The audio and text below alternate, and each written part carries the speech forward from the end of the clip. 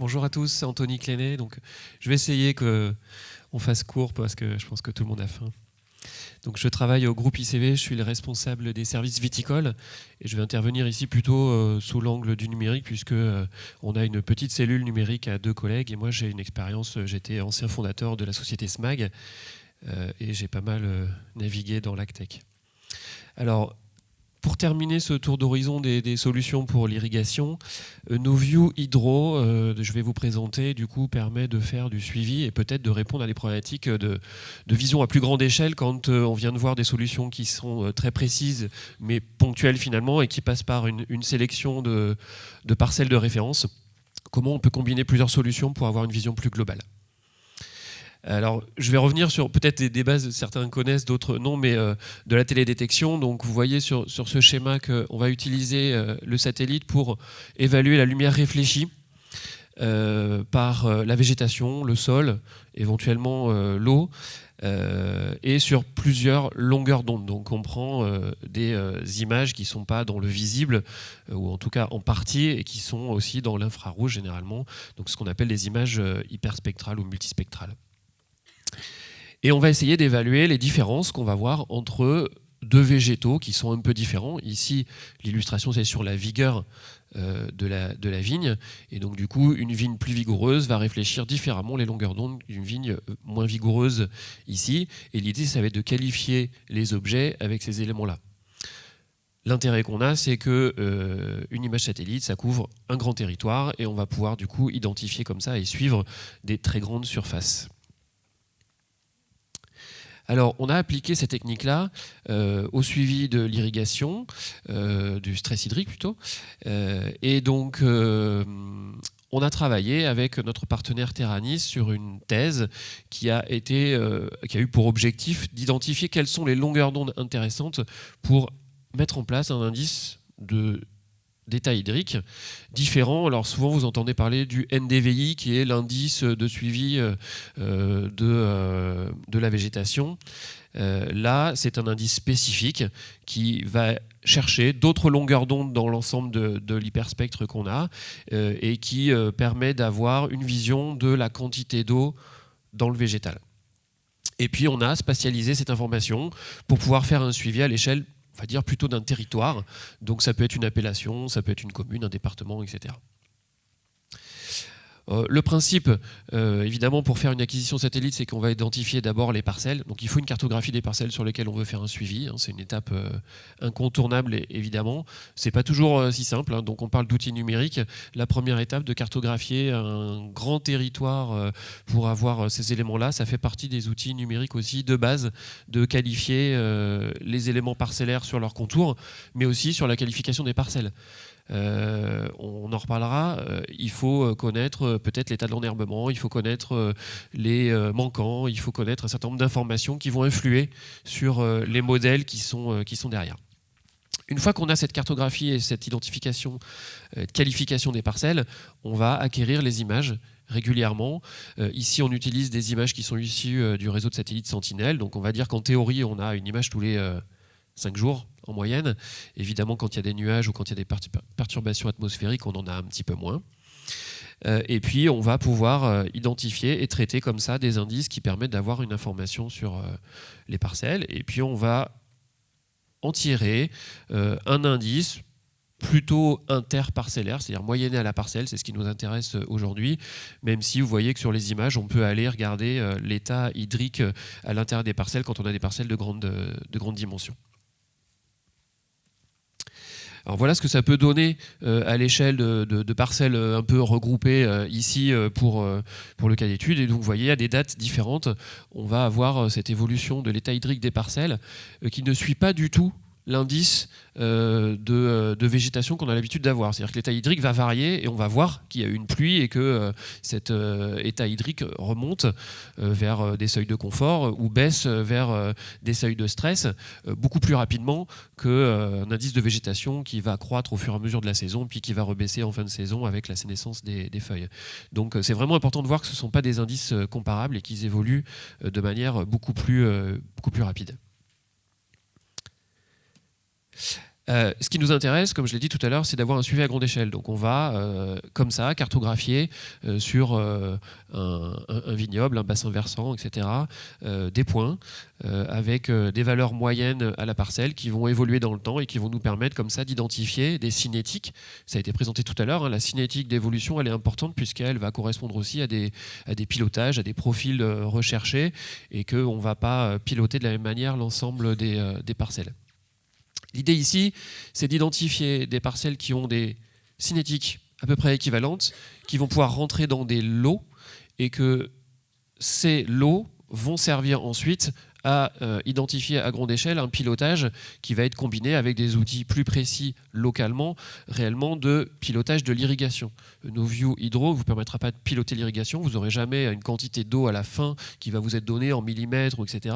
Ça va vous donner l'intégration de la réaction de la parcelle à tout ce qui la concerne, donc son enherbement, les pluies, l'irrigation qui est effectuée, etc. Donc évidemment, si vous comparez une parcelle qui est irriguée et une parcelle qui n'est pas irriguée, vous n'aurez pas les mêmes résultats, mais ce n'est pas ça qui va vous servir à piloter, hein.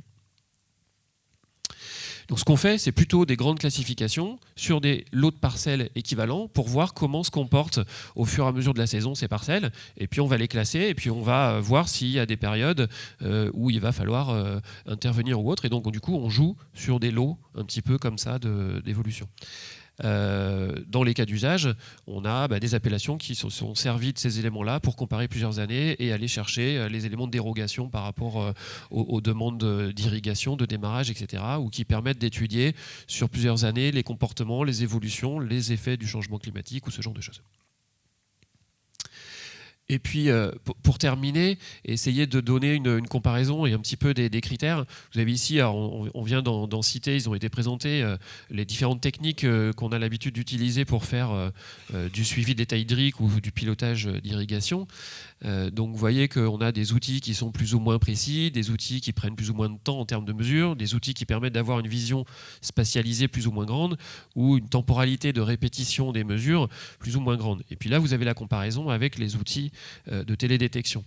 Donc les points forts de ces outils de télédétection, c'est le premier, c'est la spatialité. La troisième colonne, évidemment, on arrive à avoir une vision à très grande échelle qui est le seul outil qui permet de faire ça aujourd'hui. Il n'y a pas d'autre outil qui permet d'avoir une vision spatiale très large. On a également un temps de mesure terrain qui est extrêmement court, hein. On vient d'entendre parler que c'est extrêmement long de passer sur le terrain, de faire des mesures de chambre à pression ou de faire des observations. Là, quelque part, c'est instantané. On a un satellite qui travaille pour nous, il va acquérir les images, les traiter, puis nous renvoyer les éléments. Toute la chaîne de production, elle est automatisée, donc on n'a pas d'éléments associés. La précision. On pourrait se dire que, alors c'est plus ou moins précis, évidemment, on utilise des satellites qui ont une image de résolution de 10 mètres. Donc vous voyez que ça va être intégratif, on n'a pas la vision au pied de vigne ou des éléments, et donc on voit l'état hydrique de la parcelle avec le rang, l'interrang, voire plusieurs rangs, etc. Donc il faut avoir en tête ça, et ça veut dire qu'on compare des parcelles qui sont comparables avec des itinéraires culturaux qui sont équivalents, et qu'une parcelle sol nu et une parcelle enherbée, ça ne se comporte pas de la même manière. Il ne faut pas essayer de les comparer avec leur indice vu par le satellite, puisque du coup il sera nécessairement différent. Par ailleurs, la temporalité, elle est moindre qu'un capteur fixe, puisque du coup, lui va mesurer en permanence. Le satellite, il va mesurer, comme je l'ai dit tout à l'heure, tous les 5 jours, voire un peu moins souvent, parce que y a des moments où il y a des nuages, il y a des perturbations atmosphériques. Et aujourd'hui, on est plutôt de l'ordre, on va dire, de 2 images. On considère qu'on est sûr d'avoir 2 images par mois, plutôt qu'une image tous les 5 jours. Et c'est avec ça qu'on va tracer des cinétiques globales sur la saison. Voilà, donc tout ça pour insister sur le fait que ce sont des outils qui sont complémentaires pour nous. On considère que les outils de télédétection vont nous permettre d'avoir une vision globale à l'échelle sur un ensemble de territoires qu'on va combiner après avec d'autres techniques qui sont celles qui sont ici et qui ont été présentées avant, et qui vont permettre de réellement aller jusqu'au pilotage de l'irrigation extrapolé sur un ensemble de parcelles. Donc c'est ce qu'on a pu faire sur différents territoires, dans différents cas d'usage, avec ce type de technique. Voilà, je termine là-dessus. NoView Hydro, c'est une déclinaison des services Novio qu'on a à l'ICV depuis longtemps, plus de 15 ans maintenant. On a vu au tout début de l'intervention sur Agroti que l'adoption des technologies satellites a représenté que 2%, je crois, des surfaces, je ne sais plus quel était le chiffre. Dans nos secteurs, en tout cas, on arrive à utiliser ces éléments-là, pas uniquement pour faire du pilotage de la fertilisation, mais aussi pour faire de la sélection parcellaire et pour faire du pilotage de suivi d'état hydrique. Voilà, merci beaucoup. Merci S'il y a Anthony. des questions. Bien sûr, ouais, donc s'il reste des questions sur l'intervention. J'étais très rapide du coup. Ouais, donc bon. On a plein de temps pour prendre des questions. Il nous reste 20 minutes, donc allez-y, c'est maintenant ou jamais. Ok, pardon. Non, c'était pour savoir si la solution de cartographie hydro, elle fonctionne quel que soit le type de la parcelle, notamment en présence d'enherbement ou suivant le mode de conduite, par exemple pour des parcelles en gobelet versus des parcelles palissées. Alors, la réponse, elle est oui, mais vous n'allez pas comparer une parcelle en gobelet à une parcelle palissée.